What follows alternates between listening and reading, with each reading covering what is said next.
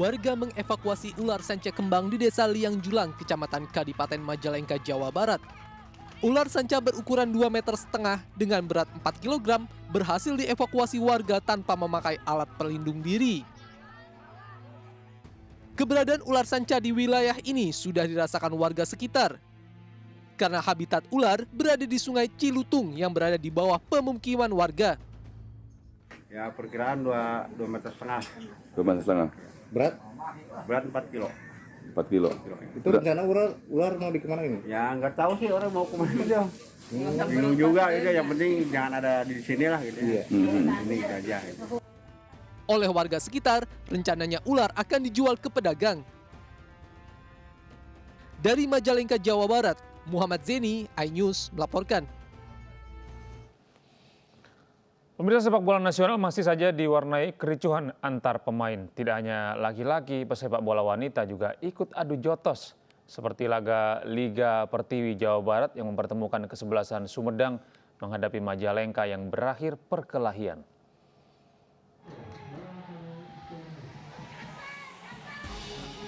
Selebrasi penjaga gawang tim putri Persima Majalengka yang menggagalkan tendangan bebas tim putri Perses Sumedang memicu amarah salah satu pemain tuan rumah Perses Sumedang. Pemain ini memukul penjaga gawang Persima dari belakang hingga tersungkur dan membuat pemain lain terpancing. Kericuhan tidak dapat dihindarkan hingga pertandingan terpaksa dihentikan. Merasa situasi sudah tidak kondusif, tim Persima memilih mundur dari pertandingan. Para pemain Persima Majalengka mengaku menjadi korban kekerasan pemain tim tuan rumah hingga terluka. Namun para pemain kecewa langkah mereka ke babak final Piala Pertiwi gagal karena kericuhan ini. Direktur Persima Majalengka mengaku akan melaporkan insiden ini ke Ketua Umum PSSI Erick Thohir. Wasit yang tidak tegas dianggap merugikan mereka. Jadi pemukulan seharusnya di depan AW1. Seharusnya waktu itu wasit mengeluarkan kartu merah langsung. Tapi mungkin karena ya saya tidak tahu mereka tuan rumah. Kaitan dengan kepengurusan Erick Thohir selaku Ketua PSSI. Nah ini jadi salah satu yang membuat kami miris ketika Ketua PSSI pusat sudah tergantikan dengan oleh Bung Erick Thohir. Bung Erick Thohir selalu mengatakan pay. Tapi di sini tidak terjadi. Dan insya Allah kami akan melayangkan surat langsung ke Bapak Erick Thohir. Pertandingan semifinal putri Piala Pertiwi Asprof Jabar antara tuan rumah Perses Sumedang menghadapi Persima Majalengka ini berakhir dengan skor sama kuat 8 gol. Seharusnya pertandingan dilanjutkan ke babak tambahan waktu, namun tim tamu Persima Majalengka memilih mundur dari pertandingan ini. Pemirsa, perjuangan tim U20 Indonesia di Piala Asia U20 2023 segera dimulai. Garuda Nusantara akan melawan timnas Irak U20.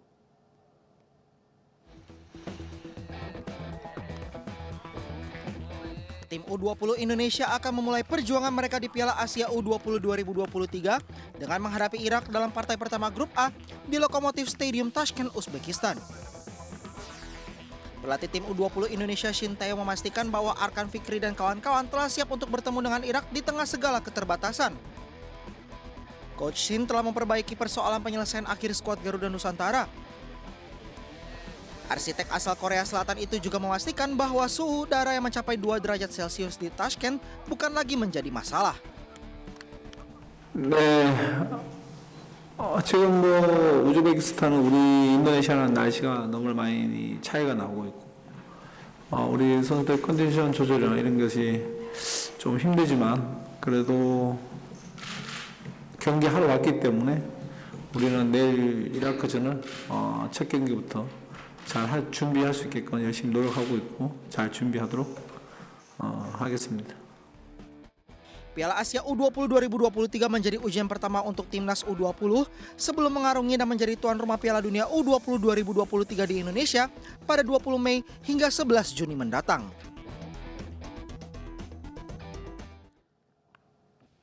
Pemirsa, logistik tahap pertama untuk perhelatan World Superbike 2023 tiba di Bandara Lombok, Nusa Tenggara Barat.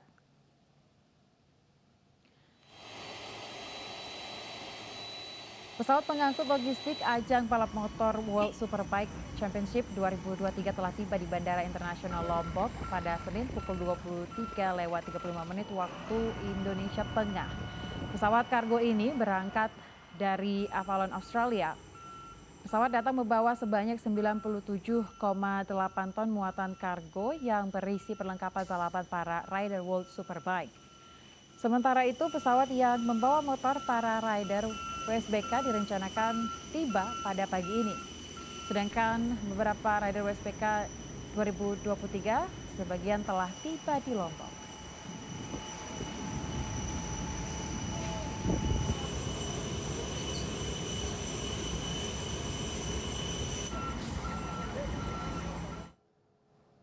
Salah satu pembalap WSBK maksud kami, Toprak Razgat Lioglu sudah lebih dulu tiba di Lombok kemarin. Sebelum menjalani sesi latihan, Toprak menikmati keindahan Lombok dari udara dengan terbang tandem para layang di atas sirkuit Mandalika.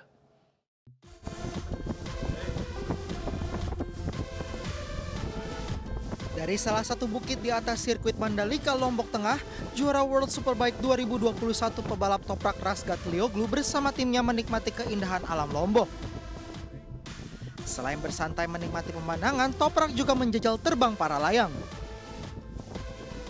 Bersama master tandemnya Bagus Palarusadi, Toprak menikmati terbang para layang dari atas bukit. Selama hampir setengah jam, Toprak membumbung di angkasa menikmati hijaunya bukit-bukit kecil di pesisir di Lombok Tengah. Selain soaring dari atas bukit, Toprak juga menikmati keindahan pasir putih Pantai Kuta Mandalika dari udara. Dan sebagai pembalap, tentunya semakin seru saat pembalap asal Turki ini terbang di atas sirkuit Mandalika. Toprak mengaku baru pertama kali mencoba terbang para layang di Lombok. Say something. Hi everybody. Now we are flying for the first time. I'm very enjoying now.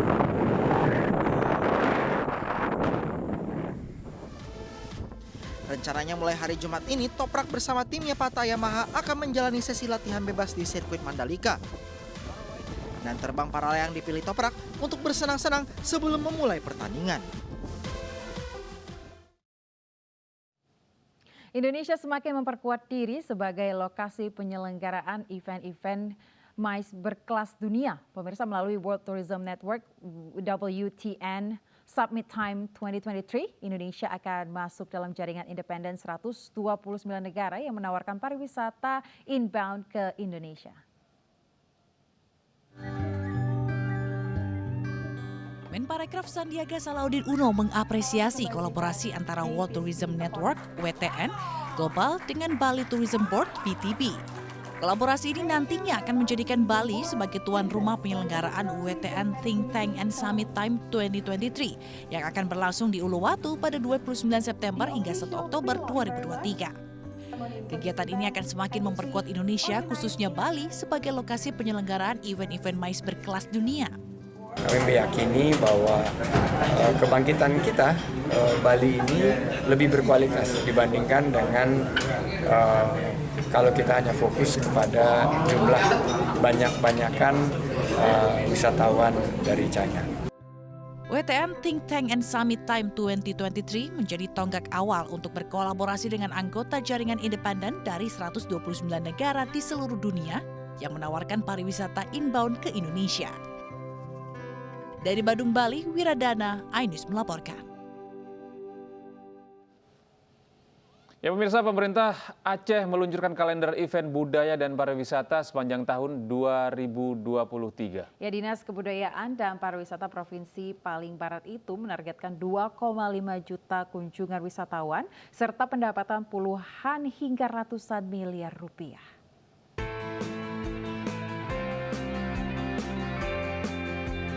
Kalau sudah ada masakan Aceh lengkap dengan kopinya, tentu semakin seru bila warga Aceh di perantauan bisa berkumpul bersama.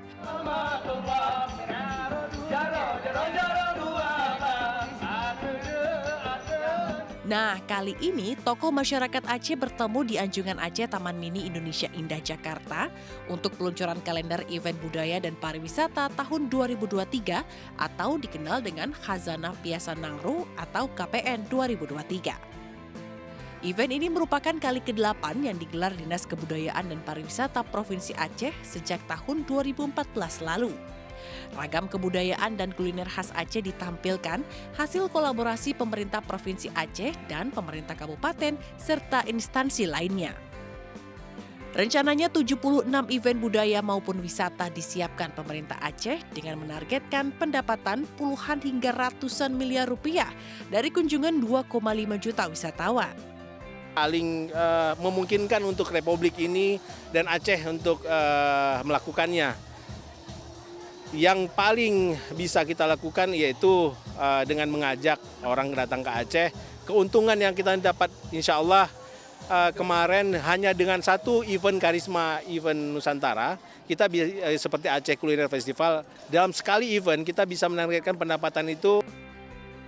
Bersamaan dengan Khazanah Piasan Nangru, diluncurkan pula Aceh Culinary Festival berisi teatrikal masyarakat Aceh serta makan bersama dalam kanduri kuah belangong sebagai ajang promosi sekaligus silaturahmi. Dari Jakarta, Nur Aryadin, Ayus melaporkan.